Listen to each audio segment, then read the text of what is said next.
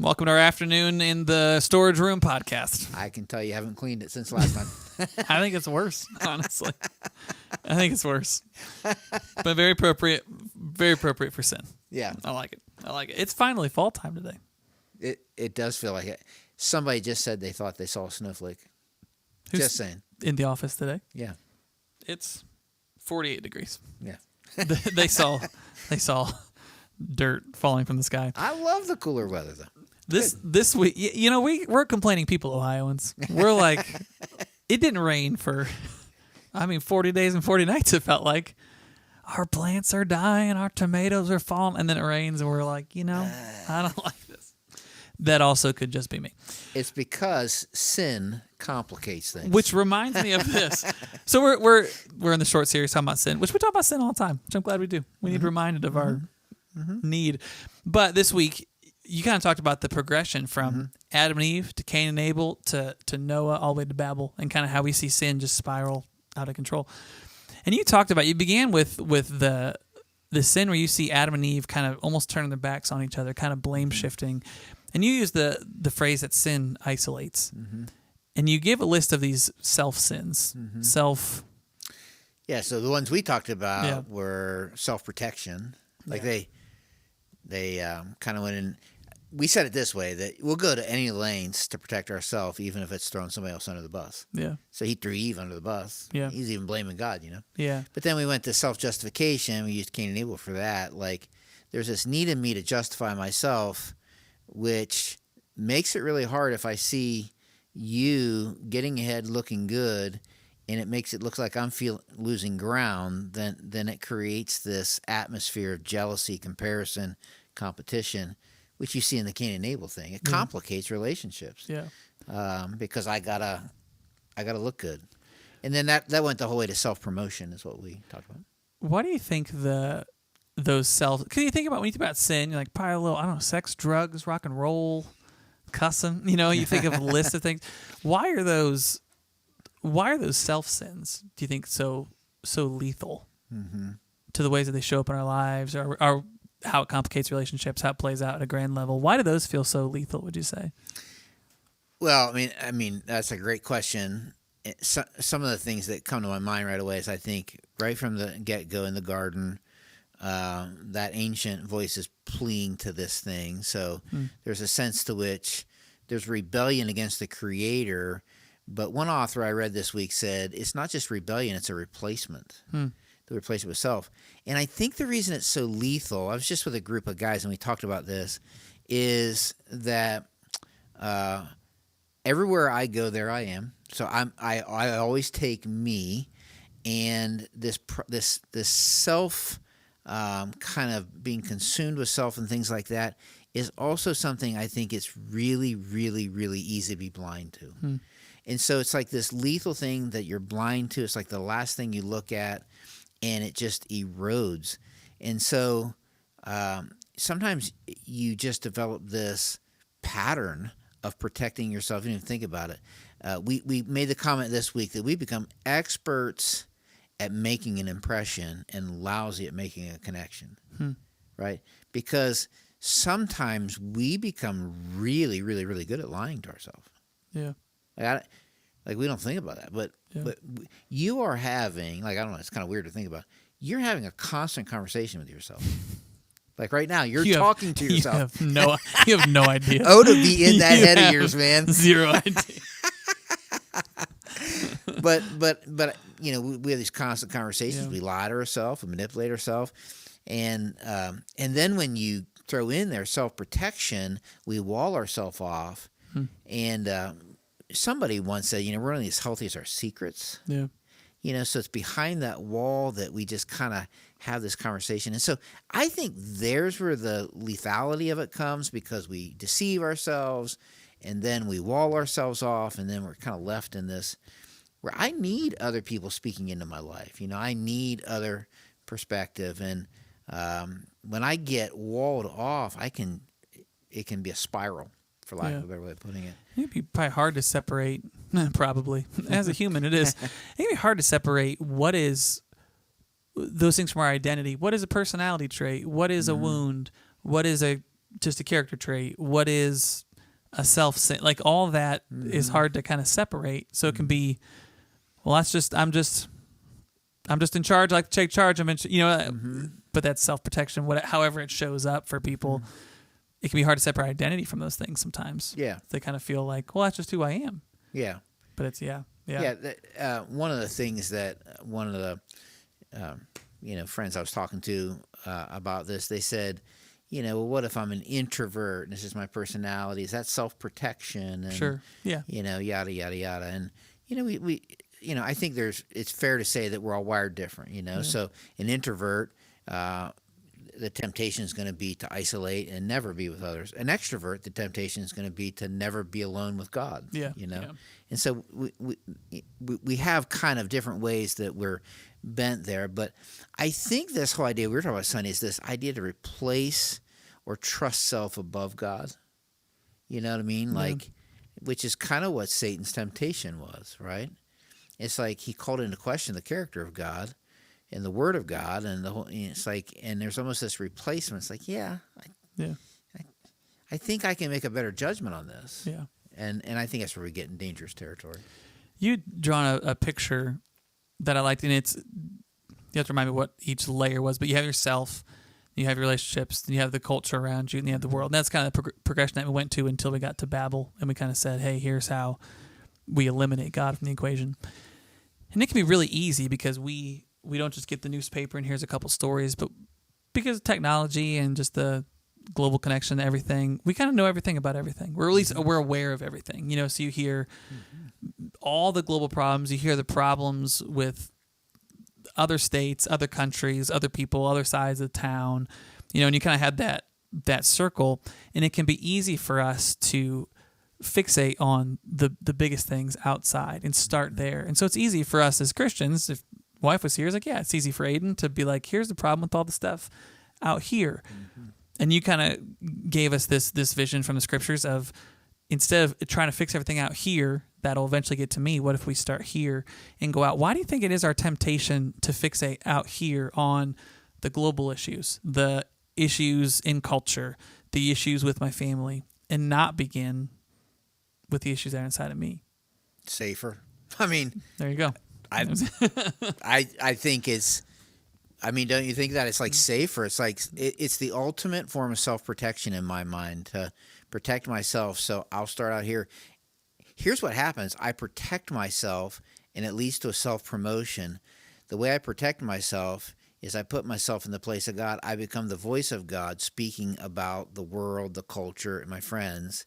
And it's a much more dangerous place to allow God to speak into me. Yeah, yeah. And right? So that feels dangerous to be exposed to the Creator for whom all things are exposed. He already sees. Yeah. And so I just think, and you see Jesus battling this, this is the ultimate hypocrisy, right? Where I'm going to stand outside of everything and speak into it. And many times I never make it to the center circle. Yeah. And what happens is, if we go outside in, we go with a spirit of judgment, pride, blindness to our own sin. But when we go from the inside out, we're lathered in the grace and the mercy and the kindness of God that is received when we expose our sin before Him. He's faithful and just. Well, then I can run into relationships. Yeah. Then I can, with a whole different tenor. Do you think we sometimes can downplay? Because you can say, oh, yeah, that stuff's important. I need to check my heart, confess my sin, love my neighbor. And that all feels very small. Mm-hmm. But when we're constantly inundated with the news, it's these big things. Mm-hmm. And so when I'm talking with a group of people about these big things, it feels bigger. Mm-hmm. And we're like, yeah, but what about your own heart? You're like, that doesn't feel like it's going to make any difference. There's big issues in the world. Mm-hmm. And that feels like a small thing. Do you think we ever downplay the weight of what God wants to do through the individual for the sake of relationship, for the sake of community, for the sake of the globe? Yeah. I certainly do. Because I was with somebody this last week, and they were expressing to me that that's one of their acquaintances bothered them, that their pride and their arrogance really got under their skin. And so I asked some questions, and we were just kind of talking together. And then I made this comment to them. I said, do you know why their pride and their arrogance bothers you?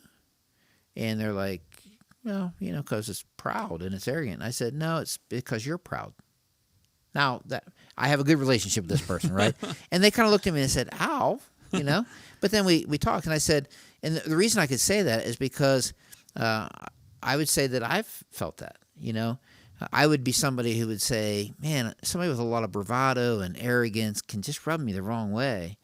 And it just kind of bothers me. And so I would just isolate myself until I think what God did for me through a whole series of things is he began to squeeze my heart and say, the reason that bothers you is you have pride in there.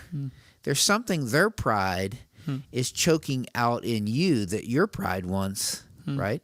And you're like, oh. So the first thing I would say to what you're saying is I'm never going to run into it with the right spirit. That's the first thing.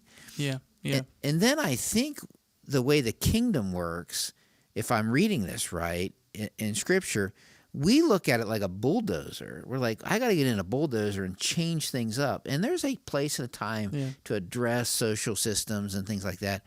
But Jesus says more like a seed. Yeah. And like if we here at the Norton campus in Greater Akron, whatever, would begin that process, it's like amazing how little by little the concentric circles of change begin to happen. And we would run into it with a whole different mindset, whole different attitude, cloaked in, I think, the grace, forgiveness, and kindness of Christ. So it's not like those issues. There's issues in our world. Yeah, no one's saying these things. One's saying that. We'll get to them one day. You just pray and, I don't know, brush your teeth or try and take care of yourself. That's not at all what we're saying. Not at all. Yeah. There's issues we ought to and are really concerned about. Yeah. In our culture. I love Jesus. I just told you this Matthew 7 talks about the plank in your own eye. Mm-hmm. I heard a guy say it this way, yank the plank. And I'm like, that's cool. I wrote it in my Bible. But what Jesus didn't say was, yank the plank and forget about the speck in your eye. Yeah. He says, yank the plank so that I can address that because this is going to bring me in a different posture to you. Yeah.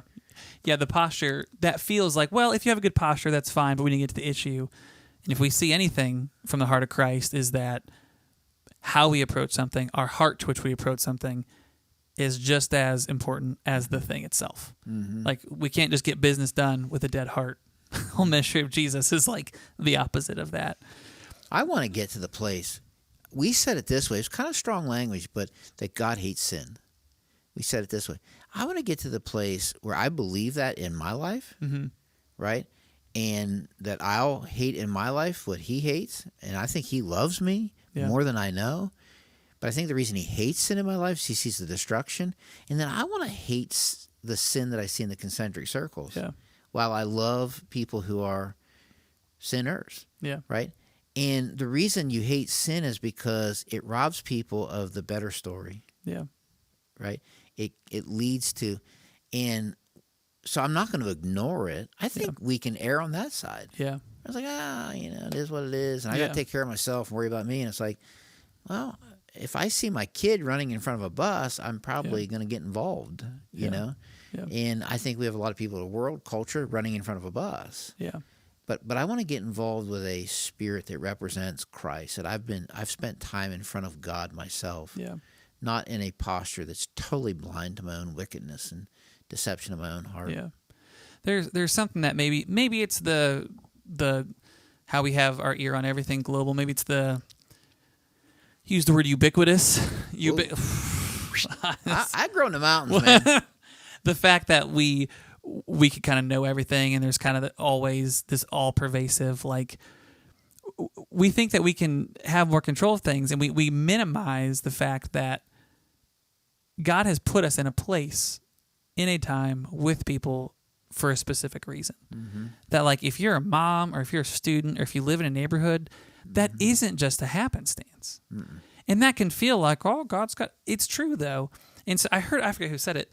one of the biggest lies that we believe is if Satan could get us to focus on the meta narrative, global whatevers, and ignore the actual agency and influence I have in my life, he's like, yeah, just worry about all this big stuff with the right heart, right attitude, but ignore all the actual place God to place you in an actual place, in an actual family, relationship, neighborhood, workplace, to be ministers of reconciliation. And we sacrifice that agency, that core for this, and we miss the place we can actually, where we're actually called to. I don't know if I used the word ubiquitous right at all. I don't think I did. Please send us a comment on that. Like if you watch this, like that's a big word. Yeah, it felt good saying it, but as I said it, I'm like, that's not. You know the biggest takeaway from this week's sermon?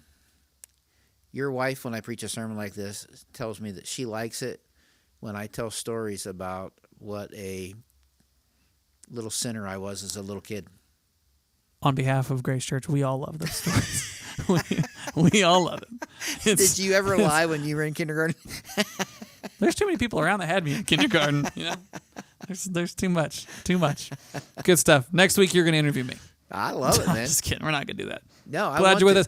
I don't know if anybody watches this far. They probably turned it off when I said the word ubiquitous, and they're like, I don't need this arrogance in my life. If there's questions as we're going through the series that you're like, hey, this would be helpful, we'd love to hear those. So you can respond to the Grace Weekly email, social emails, call the office. Just, send a pigeon. But we'd love to be helpful as we're going through this story as well. Love it, man.